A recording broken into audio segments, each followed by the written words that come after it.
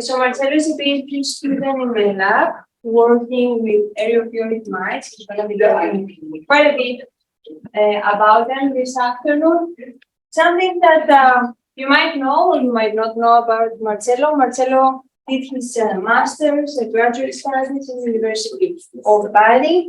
He also worked for 6 months in USDA ARS in Transcript in Maryland. He is currently the Acarological Society of America student group representative.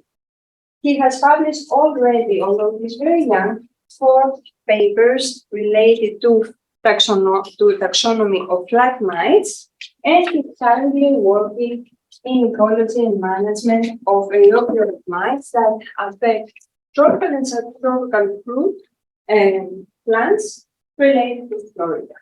So today he's going to be talking about work that he did with an invasive aerophilic mite, the Lychee Erinose mite. And without further ado, Marcello, thank you.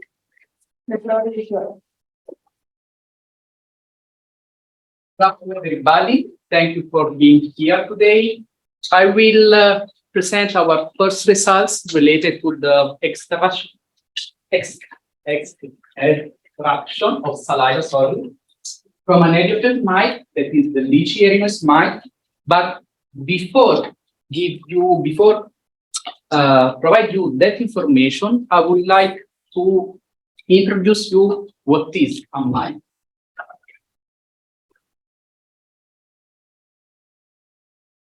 Not working. Why the computer?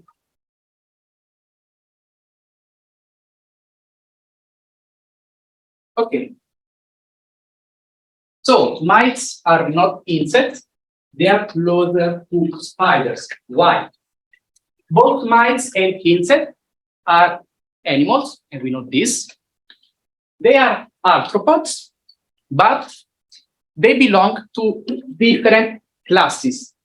Insecta are the class where we know are insects, while Arachnida is the class where we found our mites. But as you know, we have also spiders. Actually, mites are a subclass.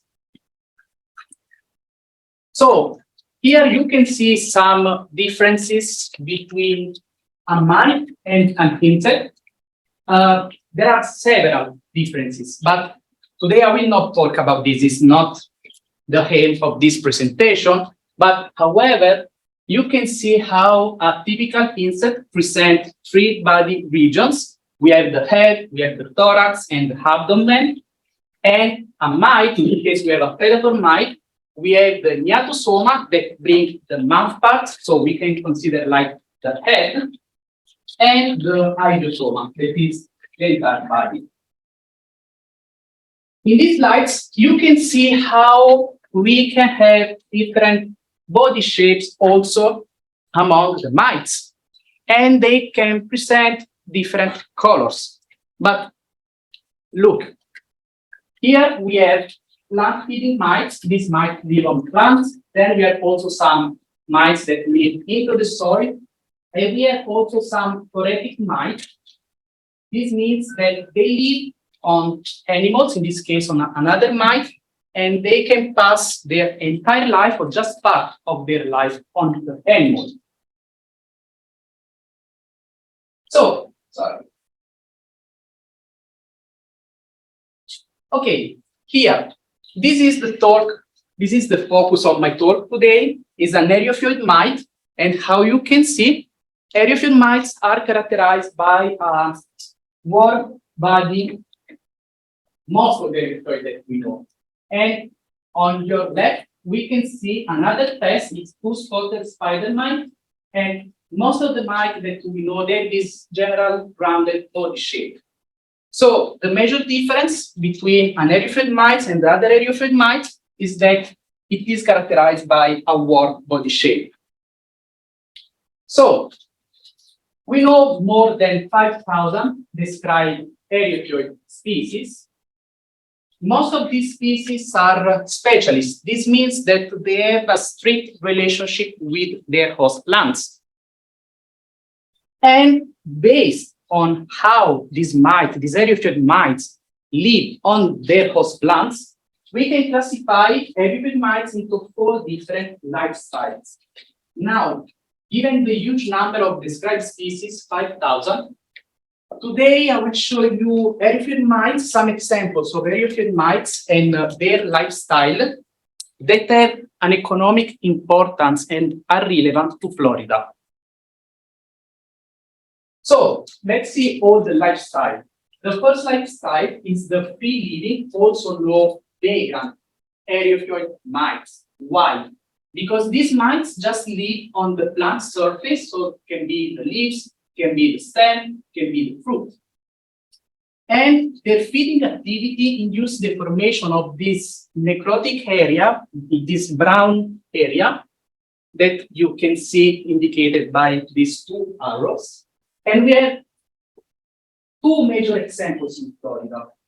The first one is the tomato rust mite, and here in this picture you can see the word body shape.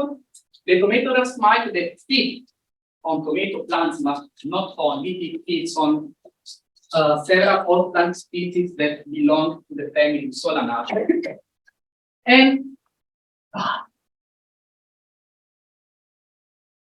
the second example is the hand-frosted mite, that is an invasive mite here in Florida, is a regulated mite and feeds on hemp, and it induces the formation of this silver area that is more or less like the symptom of the tomato rust mite.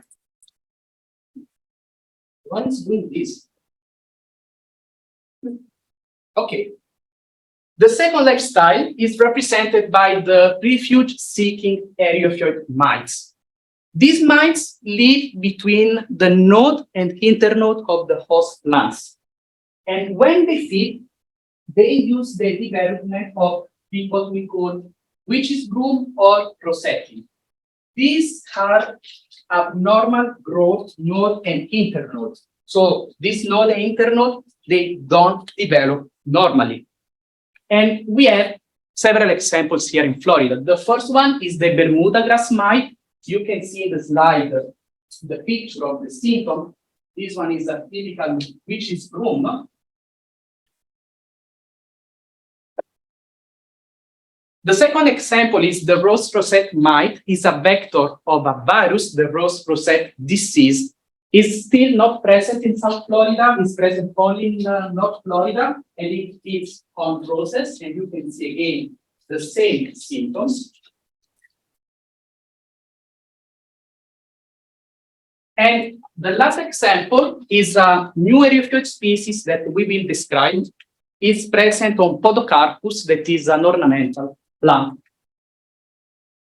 The third lifestyle is represented by the bud inhabiting aerophilic mites. These mites have as a feed target the vegetative and reproductive buds. When they feed on the vegetative buds, like the avocado bud mite, the leaves that will develop from these buds will present this kind of holes. If the mite feed on the reproductive buds, we can have flower drop or fruit discoloration and deformation. And this is induced most of the time from the citrus bud mite. Our last lifestyle, so our fourth lifestyle, is represented by the gall-making aerophilic mites that induce the formation of these galls. Galls provide nutrients and refuge to the aerophilic mite, but galls are also the primary reaction of the host plants to neutralize the feeding activity of these aerophilic mites. And this gall can develop on all the plant tissue, on the stem, on the leaves, on the flower, whatever. And these galls can be classified as closed galls or open galls. In these slides, you can see a couple of examples of closed galls.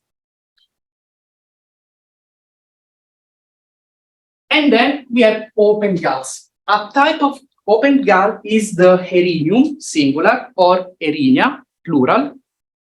Erinia are, how we can say, a collection of hypertrophic plant trichomes. And they can present different colors like white or pink, can develop on different plant surfaces, like in this case on the stem on your right or on the leaves. This plant is close to the teaching room. And as I told you at the beginning, today I will focus my talk on this mite, the Lychee Erinose mite. The Lychee Erinose mite is an invasive pest, is a regulated pest, it's native from Asia, and it feeds only on lychee tree. This mite likes the new growth, so it goes there, feed, and induce the formation of the Erinia that you can see in these two pictures. And it can cause 80% of yield loss. So,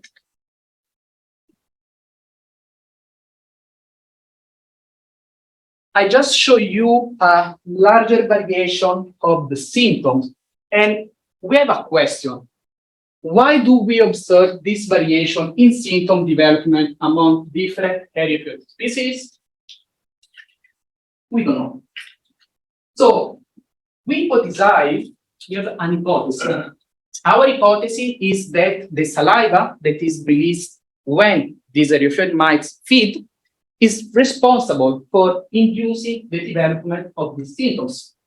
So our research question is what is the role of saliva in the development of Erinia or lychee plants? Our goal is to identify some biological components that are present within the saliva. Most of them are proteins.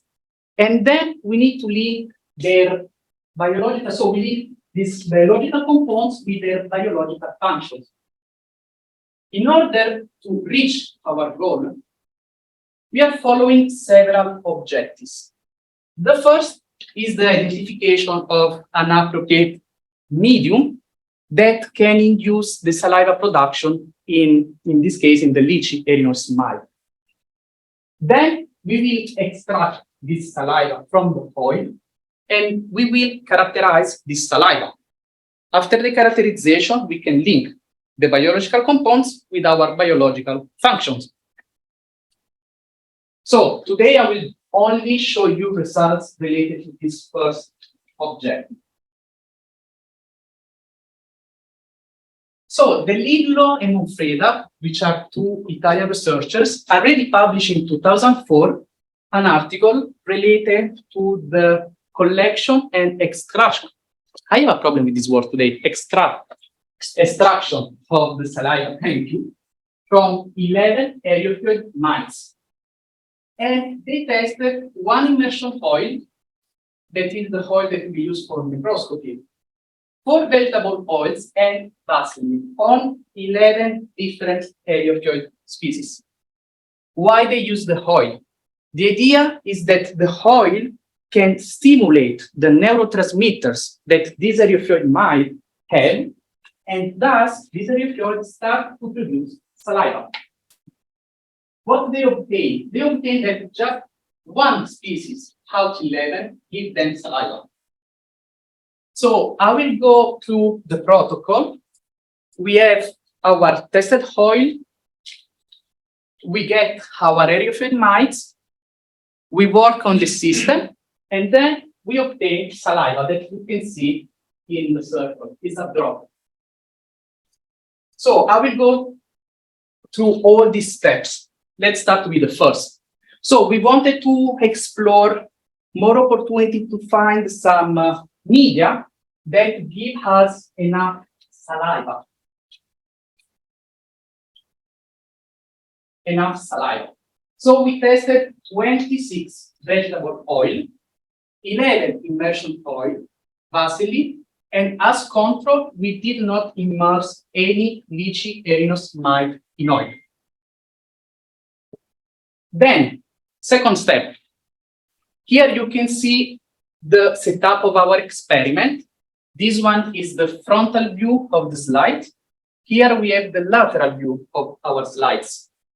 So we place 50 microliters of each tested oil at the center of this slide. Then we place 2 human hairs. Why? Because this allowed us to have a space between the slide, this slide. We have here the aerophile mites, and then the cover slides to close the system. So having 2 human hairs, we don't kill our aerophile mites. They are still alive. And then we place 30 mites, so in this case, 30 Lychee Erinose mite per each replica. And we run 3 replicas per each tested oil.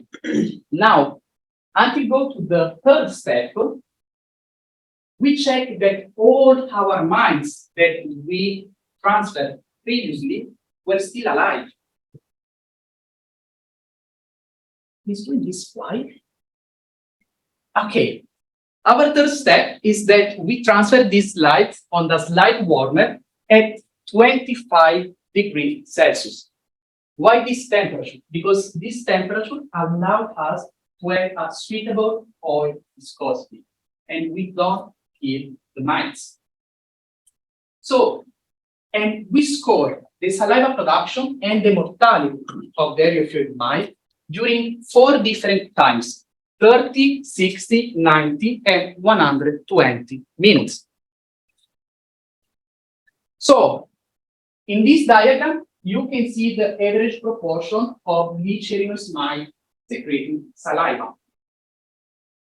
I would like to emphasize how in this diagram, you cannot see all our treatment, so all our oil that we test. Why? Because some oil did not result in saliva production, and so also our control. We found to be effective in increasing saliva production 3 kinds of oil: rice oil, sunflower, and tea oil. We found also less effective the immersion oil. They were not so good, except is going to go. Yes, except for one immersion oil that you can see characterized by a green color. Here we have the average cumulative proportion of mite of Lychee secreting saliva during every step time. So in red we have 30 minutes, in blue 60, in green 90, and in black 120. How you can see for most of our replicates, for most of our treatments, the saliva production occurs between 30 and 60 minutes.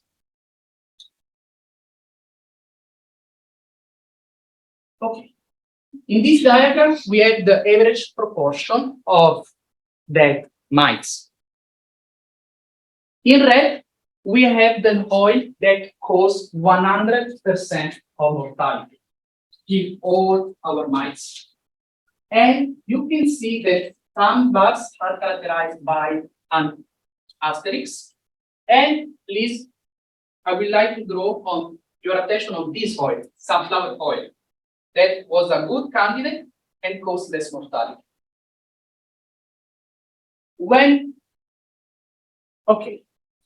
Here in this diagram, you can see again sunflower, rice, and tea that I show you in the first diagram. But how you can see here, the tea oil killed almost 100% of our mites. For this reason, and for the reason why we were trying to improve the quality of our oil, of our best candidates, so rice and sunflower, to give us enough saliva, we make combination of each oil. So we make different ratios at 75%, 66.7%, 50%, and 25%. And we score the same exactly data: mortality and saliva production during again the 4 different times.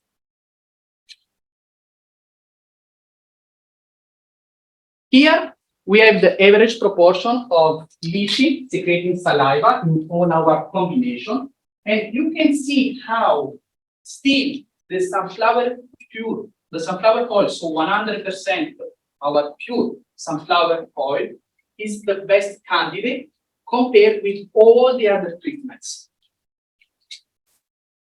When the saliva production curve, again, between 30 and 60 minutes in all our treatments. Now, here we have the average proportion of dead mites, and still the sunflower oil and 70% of each combination, sunflower and rice oil, cause less mortality compared with the other oil, and especially with 66.6 sunflower oil that cause 100% mortality. Why is doing this?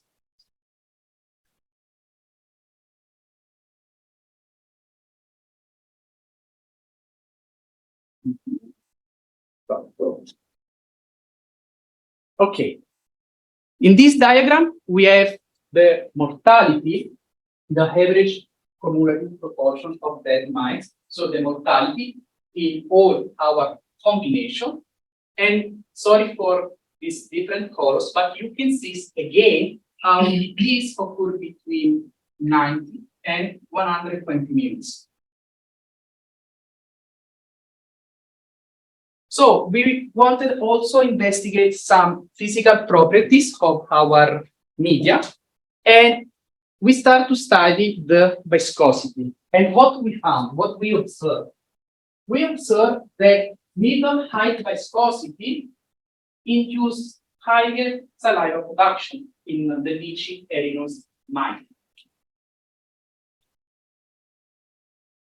In almond, an example where we have less viscosity, this causes 100% of mortality in the Lychee Erinose mite. And highest viscosity, so in this case, mustard 93.33, doesn't result in saliva production. So, in conclusion, we found that we tested 66 vegetable and immersion oil in total.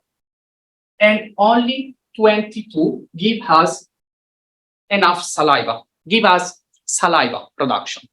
And we found that sunflower oil is the best candidate to induce saliva production in the Lychee Erinose mite.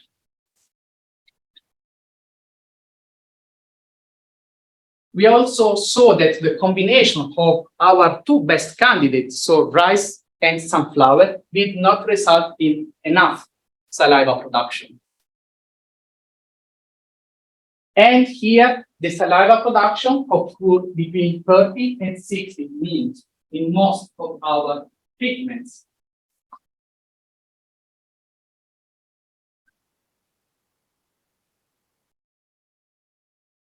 It's wrong with me. Okay. So the high mortality that we observe in both pure oil and also in our combination occur between 90 and 120 minutes. And regarding the viscosity, I just show you that middle height viscosity results in good saliva production, but we still need to understand the role of the viscosity in the saliva production, in not only in the lychee, in all the species that we will work on. So our future step is to extract this saliva from the oil, so separate the saliva from the system. We want also to make the same experiment for other aerophile species characterized by a different lifestyle that I showed you at the beginning. And then we need to characterize the saliva on all these species. And when we have the characterization, we can link again the biological components with their function. And I would like to say thank you to all my friends and colleagues from the ornamental entomology and acarology.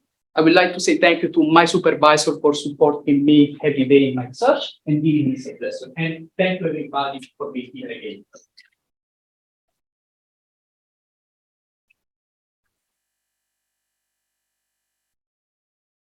questions. I know that is, yes. Why is it important that the mites survive after they've given their oil? Because so the idea is get as much as possible saliva. Because the problem is the quantity of saliva. We are not also able to quantify the saliva, the drop. We don't know how much is it. So more are alive, more is the idea to get enough saliva to run then the proteomics, so make the characterization of the biological performance. So you think that, okay, so the mites in the oil produces a drop. Yes. It's going to produce more. Normally, they just produce one. Yeah. And that's all. They just produce one drop. The problem with aerophilic mites, they are so tiny that we can use as stimulation just oil. Other mites like there are several research regarding I'm going back.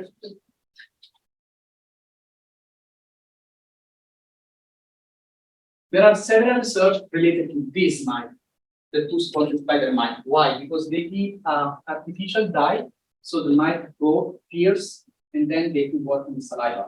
In the case of the aerophilic mites, we don't have this possibility. So the only possibility is the oil, but we need to found, like for the lychee, we found some flower, because the idea is, okay, I can obtain saliva from you, but you still need to be alive, because we saw that for most of them, they start to produce saliva between 30 and 60, but not for all of them, not all the 30 mites give us in between 30 and 60. But once you get the oil from it, you don't care. No. I'm good. Yeah, we are using them.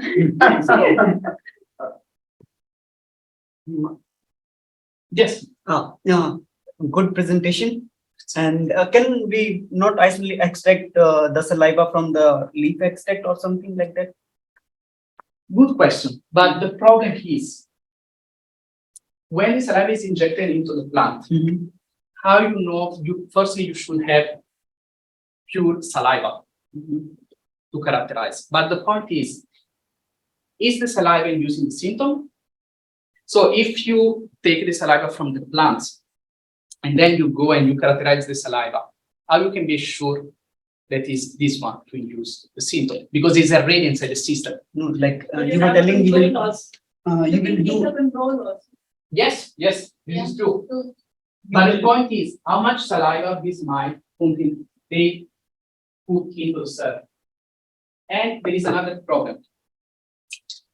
I didn't talk about this because it's not a talk about astronomy, but aerophilic mites, they have a different length style. So some pierce on the epidermal cell, other pierce on other tissue. So the point is also avoid all the contamination. Because if you go, okay, epidermal cell is the first layer, is okay. But then, what about the other? But it's an idea that we also try. One thing more like that, if you like telling you will do proteomics, Yes. simple. And then cannot we do like the proteomics you said leaf you transmitted with your saliva and your leaf not transmitted, like the You protein say like addition and then like a control. no, like the leaf they will, when they will pierce it, they will inject the saliva. You Yes. do a proteomics of that and you do a proteomics without you will get to know the protein differences, what are the proteins, from there you can get to know. Yeah, but we want to exclude the plant-mite interaction. We want to work only with the mite. We don't want the saliva in the mite tissue, because the first thing that the plant does is responding to that. Yeah. The benefit of using the oil is because the saliva is water-based, right? It separates as a paste from the oil. So by using buffers, we hope we will be able to clear this solution and be able to just work with the pure saliva that has never come into contact with any plant tissue.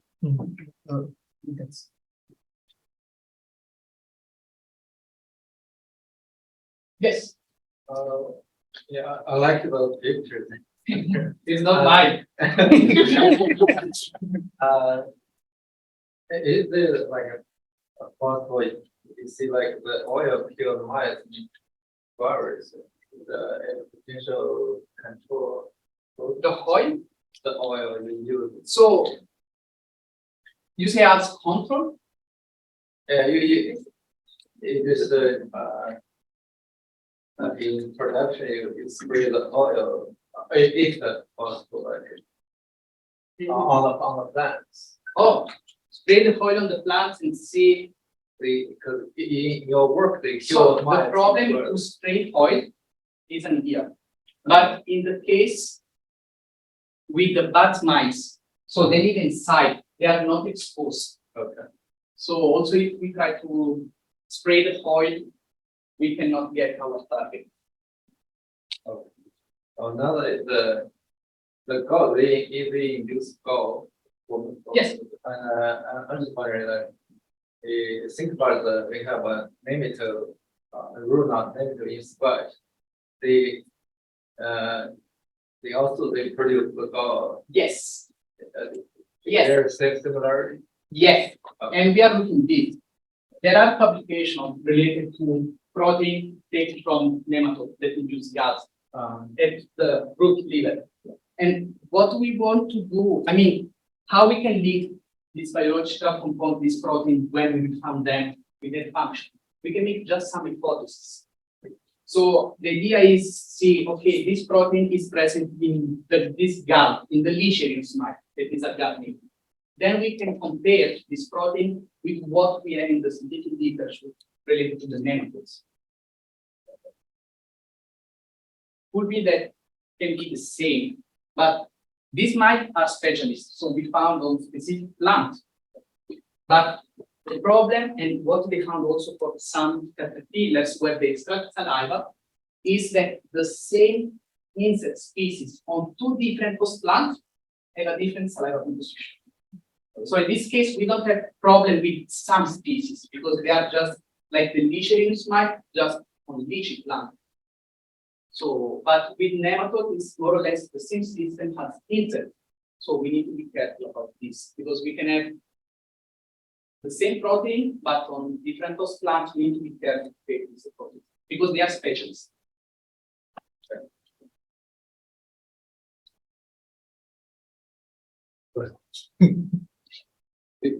Could it be possible that the type of saliva that they produce in the oil is not the same as what they produce in the Lychee plant? We already get this question. I already get this question. Thank you, ma'am. So is the system, I didn't talk about the internal morphology of the mite, but there is a part in this region that is closed. So we are almost sure that is saliva. Now your question is, okay, Marcello, but you are simulating oil that is different from the leaf. Could be. We don't know. We don't know. There are no publications, but there is just this publication that I show you is a protocol, but they did something different from our aim. So we want to characterize, they just run other bioassays and they just see that there are some hormones, but not more. And they just build a hypothesis which kind of hormone. And so because they are too tiny, we don't know. Also, if there are papers where they extract the salivary glands, we are not able to extract the salivary glands from this mite. It's too tiny. Marcello, Yes.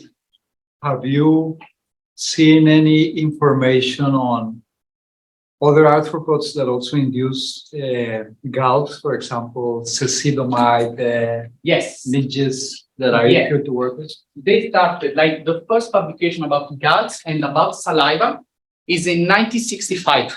Is a cecidon, and there are some information related, like, okay, all the protocol, how they extract the saliva, okay, and there are some information related to the proteins they have present. Mhm. So what I'm doing is reading all these papers and try to have a full Excel file with all the proteins and their function. So, and we will make hypotheses. Then we should test this hypothesis in the system.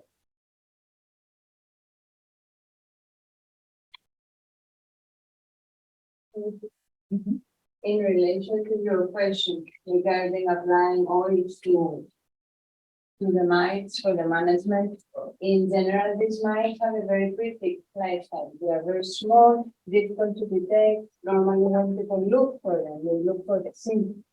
You cannot see them with their eyes. The most recent example that we have here in Florida is the Erinose mite that created a lot of problems. The problem is that there are not 100% efficacious treatments against this mite. In the case of the Erinose mite, we have tried using soft and hard chemistry to reach the mites inside the arena, but the whole function of the arena is that they protect the mites from biotic and abiotic conditions, and makes them difficult. So what normally people do, they combine drugs. They combine pruning to remove and reduce the mite population with some prophylactic treatments to protect the new growth where the mites like to go and establish. And sometimes we use chemical control wherever is feasible. Mostly in the cases of vagrant mites like the tomato acid mite, they also use biological control to release predatory mites. But unfortunately, there is no silver bullet for these mites because of the way that they handle the plant and how effective they are in protecting themselves. Yeah, I mean, the only thing you can do is prevent the mite from colonizing Yeah. young leaves. Yeah. And that happens to be right now with sulfur. And if you want to defoliate the tree, you would apply oil. They don't mix, so you can't apply it. Yeah, it's oil difficult to apply. Well, you can apply the oil. It says that if you spray sulfur within about 30 days of applying the oil, you will defoliate the tree or burn the leaf, damage the tree. The oils are useful to disinfest fruit. We have tested that. If you can dip the fruit in the oil and have 100% coverage, but to spray the plant doesn't work. But if you take an infested fruit and dip it in a oil solution, you kill all the mite. Marcello, can I just add something related to your question, Manuel? So if you think about the proteins that the mite is producing, that's going to be the same if it's feeding on, if it's on the oil or if it's feeding on the plant. The proteins that the mite is producing. But once the mite is producing these proteins and it pierces the plant will also produce some ions. I mean, there is a systemic reaction, immune reaction. So the plant has receptors that will recognize the effectors, this effector proteins, and they will bind, and then all the proteins will be produced. So the proteins that the mite will produce will be the same on oil or feeding on the plant. But what will trigger afterwards, that's going to be like the question, this we don't know. But this is also a key question because you need to know which proteins the plant is producing to defend itself against the mite attack. So, yeah. Sure. Yes. And if you manage to identify the saliva and everything, how can this translate into like some actionable, or you think it can be useful for control or for what?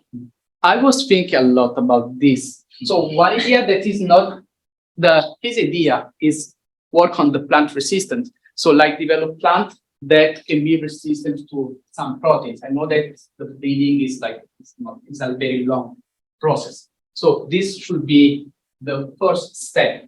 And then what I was thinking about also is like what they are doing with the two-spotted spider mite. So use specific biopesticide if they know which saliva and which protein is within the saliva. So use like biopesticide that are target for this.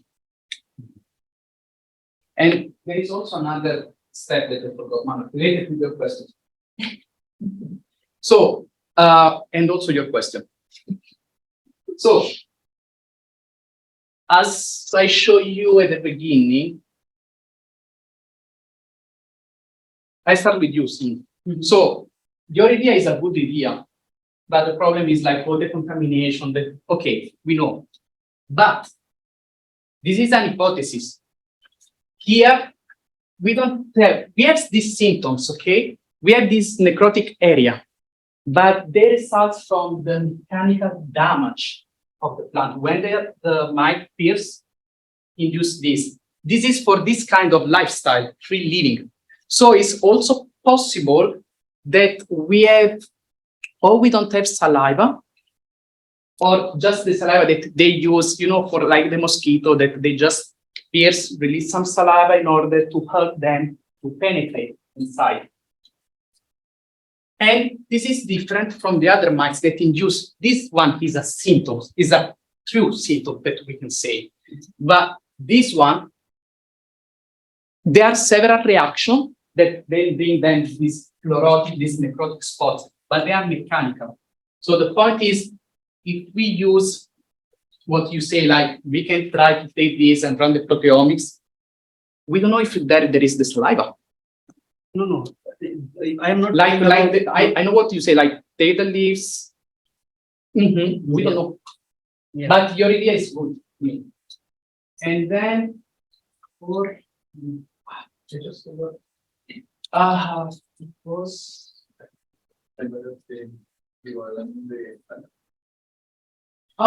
yes. So the problem, Manuel, is almost the same. They start to produce this what's happened like in the animals. They produce some saliva that let them pierce, and then they produce the saliva that is in different composition.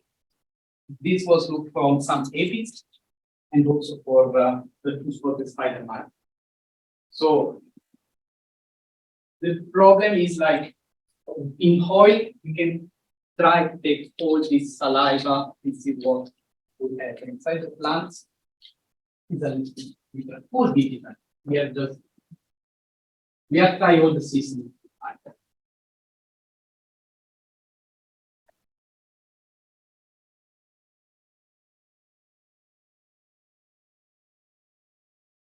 Any more question? For suggestion, if you have some suggestion, it's more than welcome. Brainstorm with us. Yes. I was thinking, once you get certain candidate proteins, I guess you want to inject into the plant and see if they induce those symptoms, right? Yeah, another problem here. I mean, it's yes. I mean, because the idea is we have our protein, we think, we make some hypotheses, and then we need to test them. I don't know if there are other techniques, but the point is when you go to pierce the cell with like a syringe, you are really fatal damage that we can observe. So I don't know now if like filtration like can work with this kind of protein. So it depends also from the plant, because I know that some plants they have bugs. So if we place protein and with filtration, they can go in and they gain which level. We don't know, because for each Erinose species, they have a different style length. So we don't know. We can make some research, but then when we go to pierce, we are really of damage. This necrotic. And I did show here because I'm still running. I ran the same hole for the tomato as mine. We are not obtaining good results. I was expecting this, but we are not getting good results. And this is why I came out with this hypothesis. Would be that they are not really injecting the saliva, they are just piercing, and they are inducing this necrotic area. That is what it's a symptoms, but it's different from the gouts or from what I show you. The short intervals is completely different. Maybe it's just simply piercing, sight. Not piercing, speaking, and then sight. But we don't know. Yes. A lot of questions. Yes. That's the problem. Well, and also, what about, isn't there some potential interaction with algae? And Until we see the molecular paper showing the presence of the algae, we cannot be sure. So far, we don't have molecular evidence showing algal DNA in the Erinose whatsoever?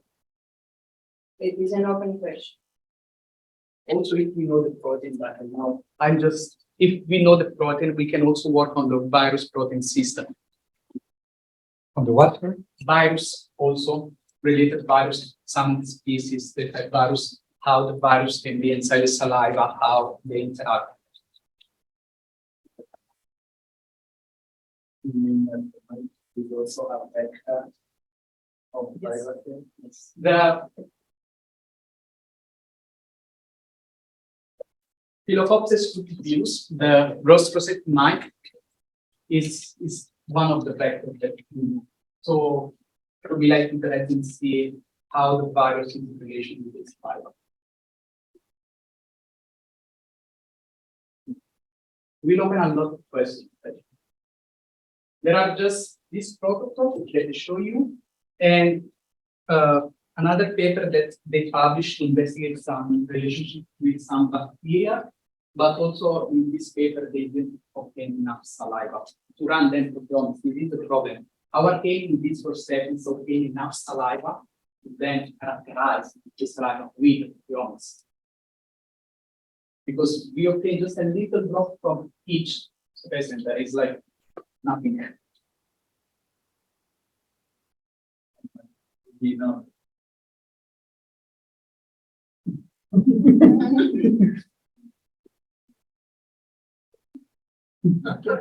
Checking. I would be happy with 1 microgram. Then ask how many mites we need to. I was going to ask that the more saliva you get, right? Yes, the idea, we'll say something. The idea is the second step, that is the extraction of the saliva. Here I run just 30 random mice, each vector, just to see if they produce. But like in the case of lychee, I will collect more lychee with a vacuum, and just place inside the foil within 36 minutes, and then we can start. But we need to have a very big amount of mice. All we have to do is walk out the box. So Oh, yeah. Definitely. you already have an idea how many mites would you need, more or less, to get the amount of saliva? The 1 second kilo, step, 1 the kilo. extraction is what we done this summer. We get a protocol, and I need to try this protocol. It was working for aphids, and I need to go through this protocol and try several times. So when I test, I have also some results from another mite that I show you that this plant is close to the tissue. If you go, you can see this white is the rhenium of the leaf. And from this mite, I tested one oil that is different, is not sunflower oil, is another one, and we obtained 27 mite giving saliva out of 30. And the idea is, this one is Erinose mite. The lychee is Erinose mite. The idea is, let's compare the saliva composition. This is why it's a comparison inside the same lifestyle and then between, see if we have some variation.